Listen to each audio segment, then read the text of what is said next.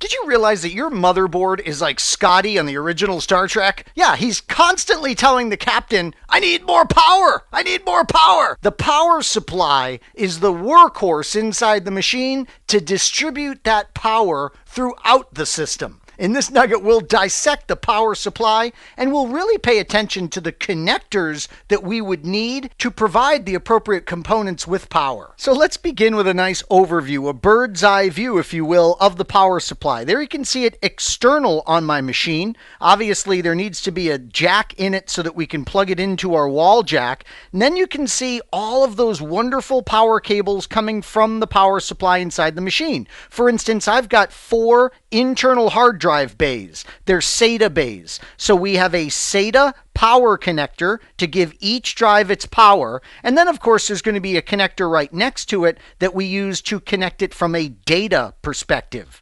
So these wires from the power supply are snaking all throughout the system. As you might guess, the motherboard needs power. So here we can see from the power supply, there is a connector that plugs into the motherboard. You can see one for the optical drives that are in this device. So the first type of connector from a power supply that I want you to be able to recognize is that SATA power connector we just saw a moment ago in my system chassis. It's a 15-pin connector. There's 3 pins designated for 3.3 volts, 5 volts, and 12 volts, and each pin carries about 1.5 amps. The result is a total draw of about 30 watts of power. Now, if you've been around these computers for a while like me, then you're used to the Molex connector. This used to be able to provide power to drives of various types. Notice it's a 4-pin type connector, 2 of which have power. One is 12 volts and the other is 5 volts. These were the standard for older IDE or older SCSI drives. Now, when it comes time to give that motherboard power, we have a really big connector. It's called the ATX connector, and as you can see, it's a 20-pin connector. The 4 pins carrying power are 3.3 volt, 3.3 volt, 5 volt, and another 5 volt. This allows the motherboard to pull about 20 to 30 watts of power. Notice there's also a 24-pin ATX connector, and I've actually shown that here. As you can see, it's the 20-pin connector that we have along with an extra 4-pin connector that will often stick right to the side of it. Now, speaking of extra power to the motherboard, in addition to a 4-pin extra little connector that you can connect to that motherboard, there's also an 8-pin version. And what about your PCIe slots? We know they could draw potentially a lot more power, so they may need additional power in addition to what we already give them through the 20-pin connector that we connect to the motherboard.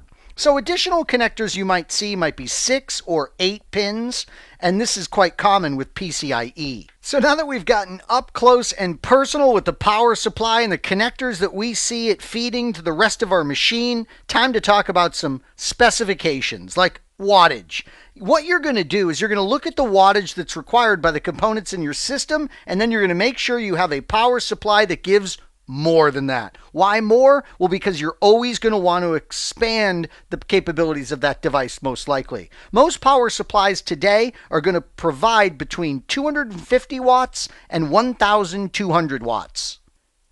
And most designs of power supplies are going to be what's called dual rail. Most people think this means that it can provide more power. No, that's not really what it means. It means that it's supplying the power in multiple wires instead of just a single wire.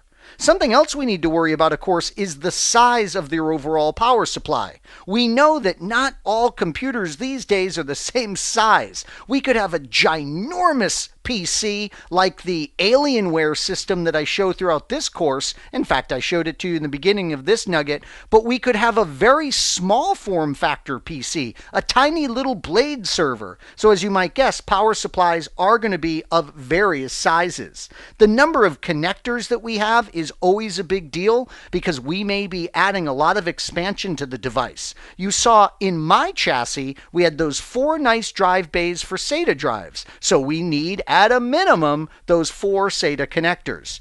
There's the ATX and the micro ATX motherboards, so we know that power supplies would be created specifically really to garner towards those different form factors. And finally, a lot of the power supplies you're going to see today accept inputs of either 110 or 220 volts. Typically, there's going to be a switch on the power supply that you throw in order to indicate what you are plugging in. Some really expensive power supplies these days can actually auto-sense whether it's 110 or 220 volts that they're being supplied.